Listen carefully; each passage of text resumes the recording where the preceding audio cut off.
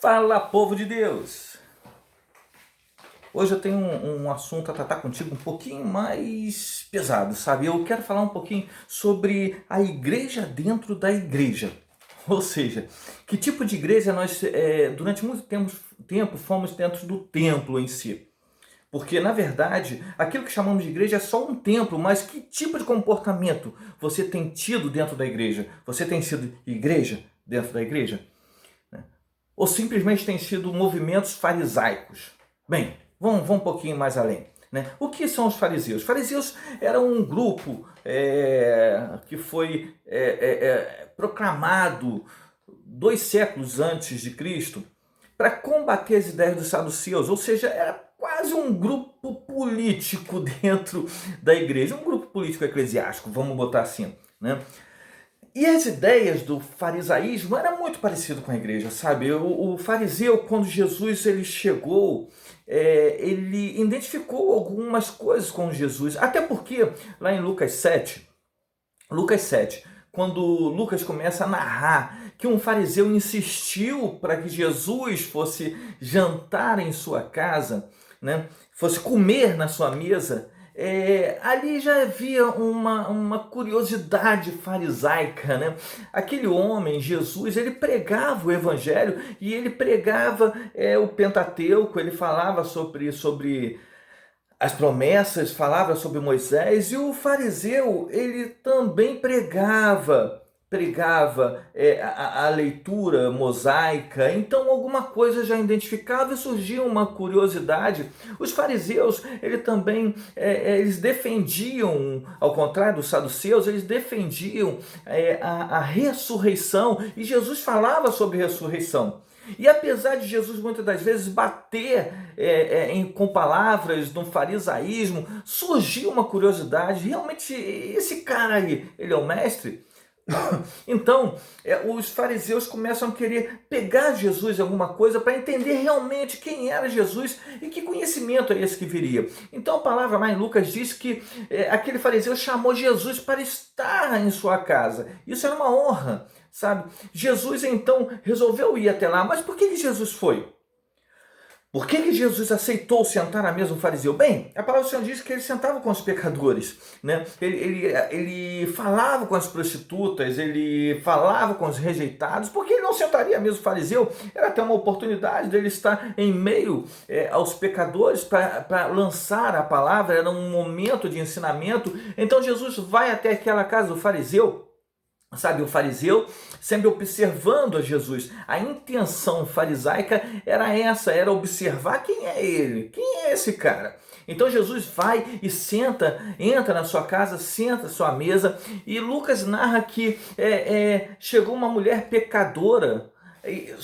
A forma do homem sentar à mesa naquele tempo, a mesa era baixa, então o homem ele sentava com os pés para trás e almoçava à mesa. Bem, que mesa era essa? Essa mesa só se sentava aqueles que o fariseu queria que sentassem, eram os importantes. Sabe, sentava ali, eram os mestres, eram os reconhecidos dentro do meio farisaico, eram aqueles renomados, era um tipo de honra. Vivemos um tempo onde as pessoas querem sentar à mesa na igreja com honraria. As pessoas vão até um momento de culto, entram no templo que chamamos de igreja para estar em um lugar de destaque. A mesa era um lugar de destaque para que os outros vissem o quanto ele era importante. Nós vivemos um momento onde as pessoas estão preocupadas dentro dos templos. Como eles vêm? Bem, será que eles me veem como pastor? Será que eles me veem como bispo, o presbítero, o diácono? Há uma preocupação farisaica enraizada na mente dos evangélicos, daqueles que buscam a Deus, que nós temos que arrancar nessa geração. Eu creio que esse momento de vírus, onde que as pessoas estão voltando para casa e deixando o templo, é um momento de reflexão. Existem três vontades do Senhor, a boa, perfeita e agradável. A boa e a perfeita, elas são as vontades permissivas do Senhor. Ou seja, é bom que aconteça alguma coisa, é perfeito o que está acontecendo para que aconteça alguma coisa muito agradável.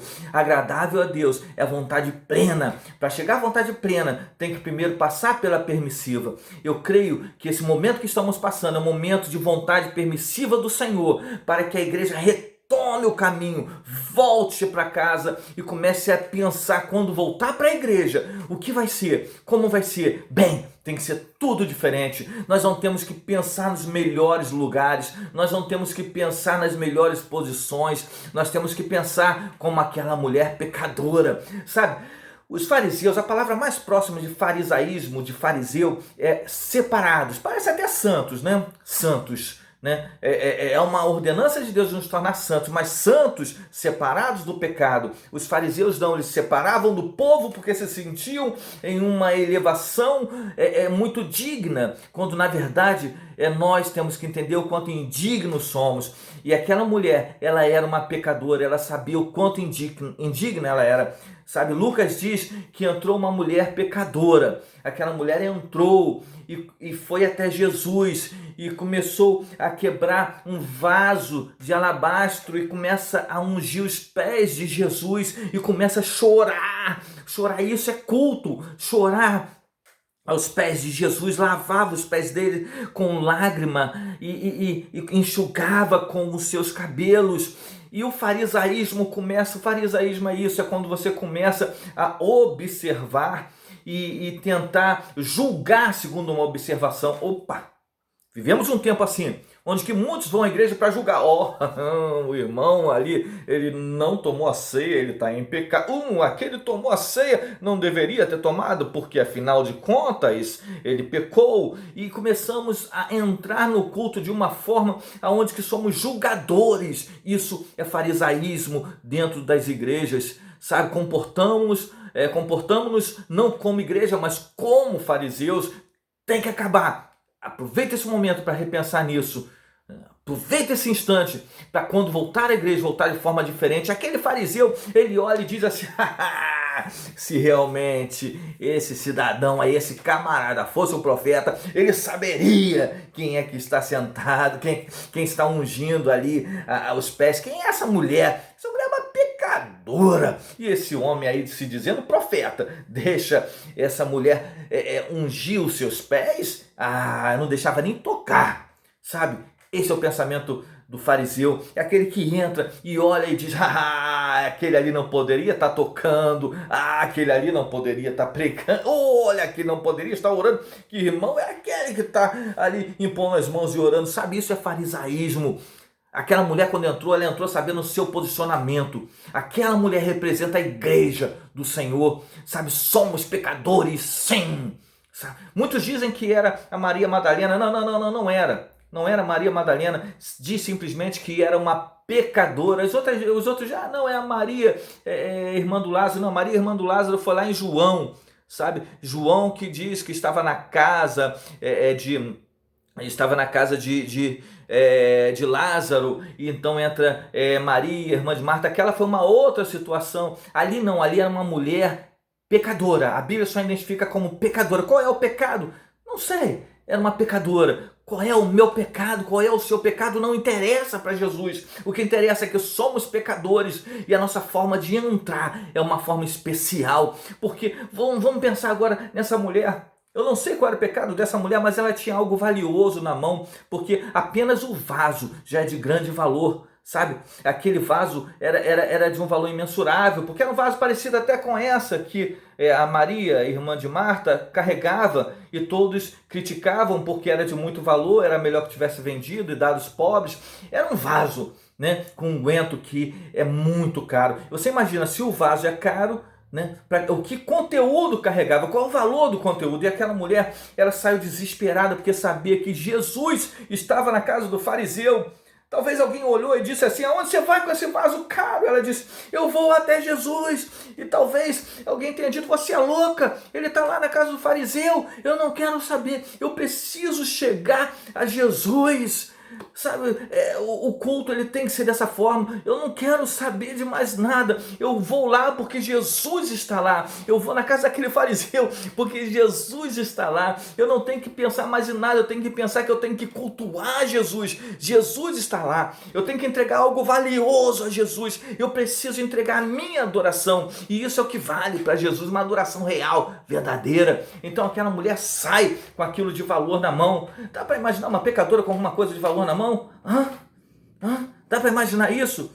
Os ladrões, os oportunistas, vendo uma mulher fragilizada, até pelos seus pecados, com alguma coisa de valor, ela poderia ser roubada, ela poderia até ser morta na época, né, para tomar o que ela tinha, mas não, ela vai e ela entra. Agora, entrando na casa do fariseu, bem, ela sabia que ela não seria bem recebida na casa do fariseu, porque ali estava cheio de fariseus que sabia quem ela era. Porque o próprio fariseu convidou Jesus, sabia. Então no meio daquele povo eles sabiam quem era ela. E conhecia os seus pecados. Ela sabia que ia ser rejeitada, mas ela não se importou. Ela sabia que era pecadora, se colocava na condição de pecadora, mas tinha alguém ali dentro que poderia perdoar os seus pecados. Eu creio que aquela mulher foi levada até ali, impulsionado pelo poder do Espírito Santo. Era o Espírito Santo em movimento, levando aquela mulher até aquele lugar, porque só Jesus Cristo é digno de perdoar qualquer e todos os pecados. Aquela mulher, ela não se importou com nada. Ela sabia que quando chegasse ali, ela não poderia olhar nos olhos de ninguém, porque iam estar recriminando a ela com o olhar. Você é uma pecadora, sabe? Ela sabia que ela tinha que entrar de cabeça baixa. Ela sabia que ela poderia ser barrada ali na porta, ser jogada para fora. Ela não poderia sentar na mesa, porque se ela pensasse em sentar na mesa, alguém ia dizer: levanta, sua pecadora, você não é digna de estar sentado na mesa. Mas ela não se importava em estar sentada na mesa. Só existia um lugar que ela queria estar: aos pés de Jesus, aos seus pés.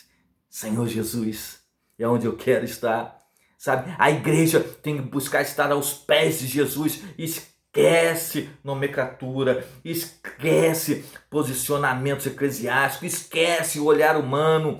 Cultuar é estar aos pés de Jesus. Quando você sair da sua casa, que for liberado para estar em um templo, saiba que você tem que estar nesse templo, porque Jesus está lá e o seu lugar é estar aos pés de Jesus. Aquela mulher chega de cabeça baixa, não olha para ninguém e começa a chorar nos pés de Jesus.